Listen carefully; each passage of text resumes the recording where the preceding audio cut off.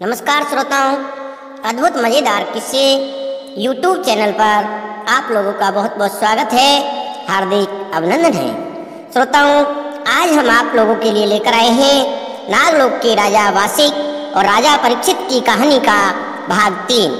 देखिए श्रोताओं, क्या होता है, नागलोक के राजा वासिक का दूत जब राजा पारीक के दरबार में पहुंचा तो सभा में मौजूद सभी जन काफी प्रसन्न हुए। दूत का जोरों शोरों से स्वागत किया गया।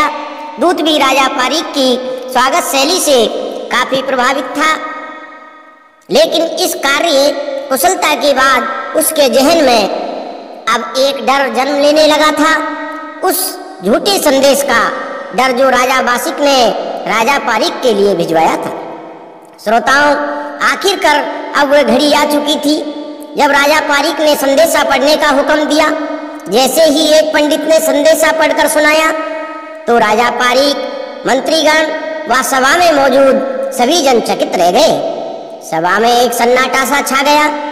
आखिरकार सब सोचने लगे कि यह कब और कैसे हुआ।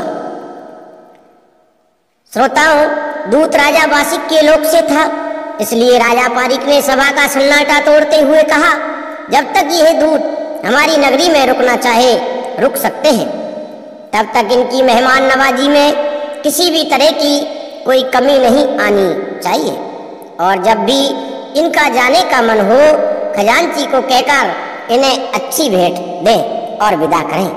श्रोताओं, दूत को तो अतिथि गृह में भेज दिया गया, किंतु राजा पारीक इतने भी भोले और ना समझ नहीं थे कि वो केवल दूत के हाथों भेजे गए एक संदेश में विश्वास कर ले और हाथ पर हाथ रखकर बैठ जाए। उन्होंने तुरंत अपने राज्य के ज्ञानी पंडितों को सभा में एकत्रित होने का हुक्म दिया।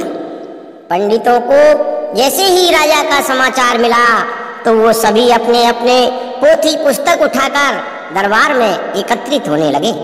श्रोताओं, जो ज्यादा बुजुर्ग पंडित थे, जो चल फिर नहीं सकते थे, उनके लिए पालकी की व्यवस्था की गई, क्योंकि ज्यादा बुजुर्ग पंडित ज्यादा बड़े विद्वान माने जाते थे।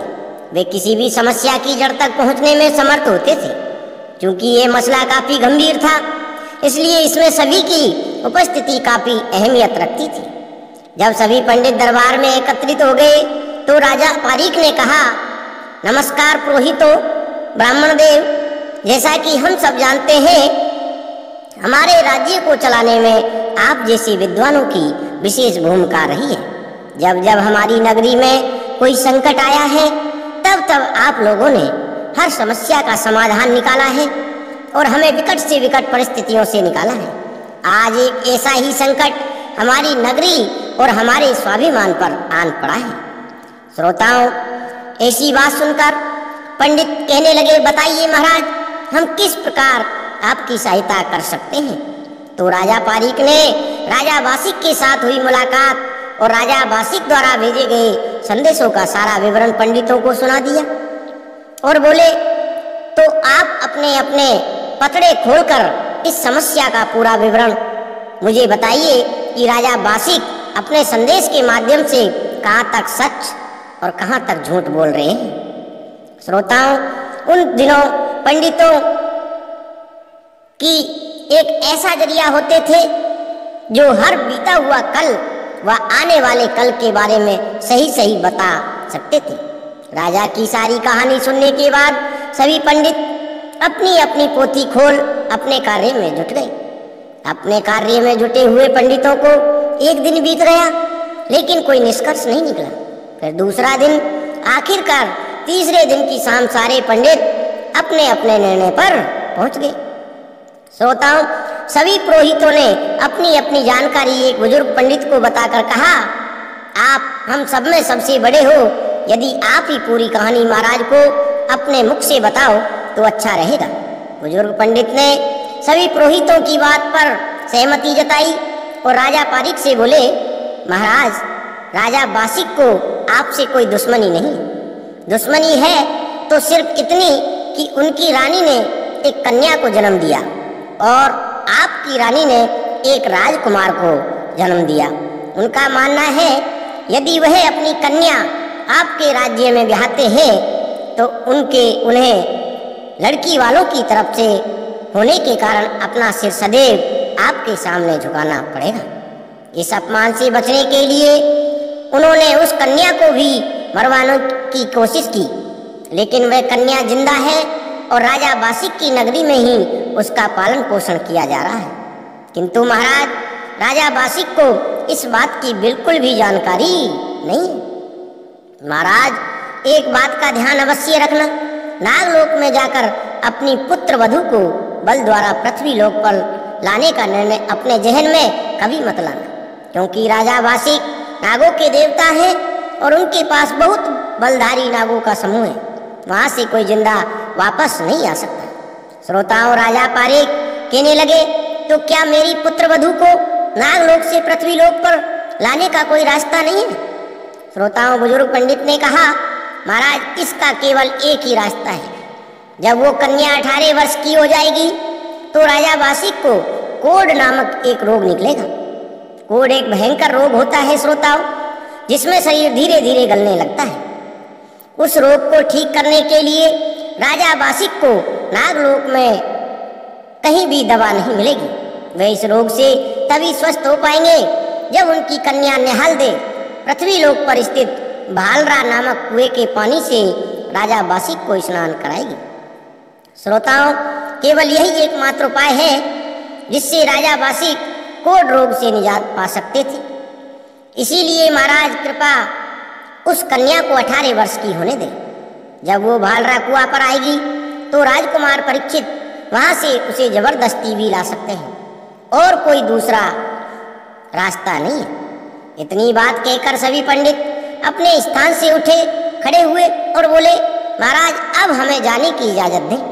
राजा पारीक ने सभी पंडितों को खूब सारी दक्षिणा देकर विदा किया और आने वाले 18 वर्षों के बारे में सोचने लगे।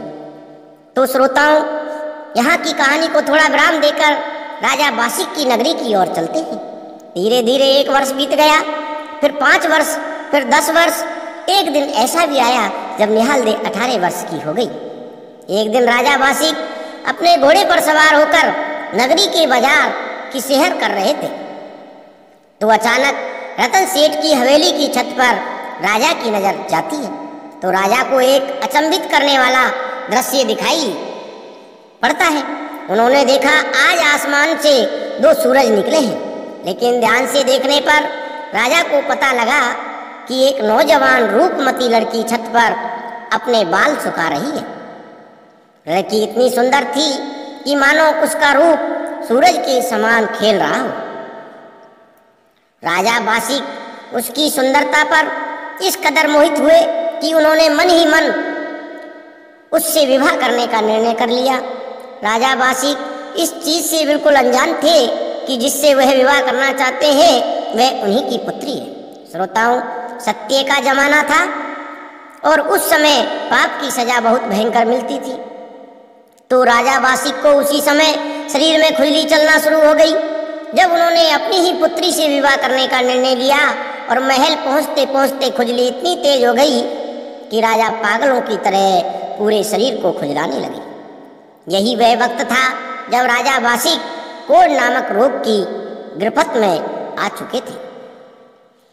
अब राजा का शरीर धीरे धीरे गलने लगा था। रोग ने राजा को चारों तरफ से घेर लिया था। एक से एक नामी वेद हकीमों को बुलाया गया। सभी ने अपनी अपनी दवाइयां भी दी, लेकिन कोई फायदा नहीं हुआ। आखिर सब विफल होने के बाद राजा ने राज्य के सभी ज्ञानी पंडितों को सभा में एकत्रित होने का हुक्म दिया। जब सभी पंडित सभा में एकत्रित हो गए तो राजा बासिक ने कहा, पंडितों, अपनी अपनी पोथी खोलिए और अपना दिमाग इस्तेमाल कीजिए और मुझे बताइए कि मैं इस भयंकर बीमारी की गिरफ्त में कैसे आया, जो दिन रात मेरे पूरे शरीर को खाए जा रही है, और इसका क्या उपाय है। राजा का हाल देखकर पंडित भी काफी चौंक गए। फिर वे अपनी अपनी पोथी खोलकर बैठ गए। निष्कर्ष पर पहुंचते पहुंचते उन्हें शाम हो गई। वे सभी समस्या की जड़ तक तो पहुंच गए, किंतु कोई भी पंडित कुछ बोलता ही नहीं। वे सब राजा के खिलाफ उस षड्यंत्रकारी योजना को बताते हुए काफी डर रहे थे जो उनकी रानी ने बनाई थी। श्रोताओं, काफी वक्त गुजरने के बाद जब किसी भी पुरोहित के मुंह से कोई शब्द नहीं निकला तो राजा बासिक काफी गुस्से में आ गए और बोले, क्या हो गया? क्या तुम्हारी विद्या अब विफल हो गई? क्या अब हम तुम्हें राज्य के ज्ञानी पंडितों की उपाधि देना बंद कर दें? फिर भी किसी पंडित के मुंह से कोई आवाज नहीं निकली। फिर राजा बासिक ने कहा, तो ठीक है, आज आप सब अपने अपने घर जाइए और इस समस्या पर विचार कीजिए।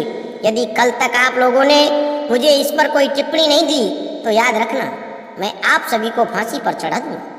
राजा के मुख से ऐसे कथन सुनने के बाद सभी पंडित डरते डरते अपने घर चले गए।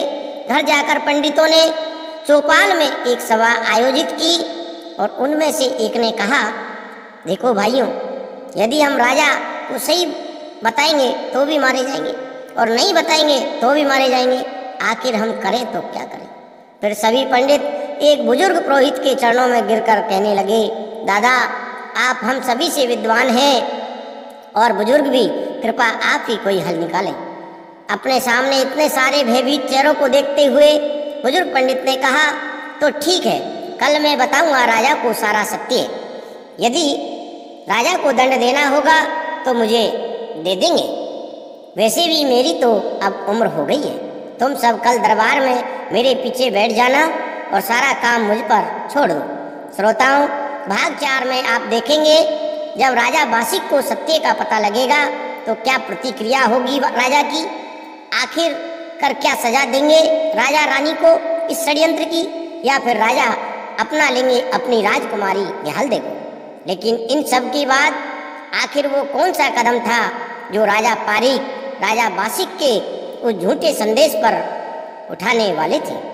ये जानने के लिए श्रोताओं, आप हमारे YouTube चैनल पर अद्भुत मज़ेदार किस्से पर बने रहें और अगले भाग का आने के लिए इंतज़ार करें श्रोताओं। और यदि आप हमारे चैनल पर नए हैं और आपको कहानी अच्छी लगी हो तो श्रोताओं, आपसे एक विनम्र शब्दों में हमारा निवेदन है कि आप हमारे चैनल को सब्सक्राइब कर दें, ज़्यादा से ज़्यादा शेयर करें और लाइक करें। धन्यवाद।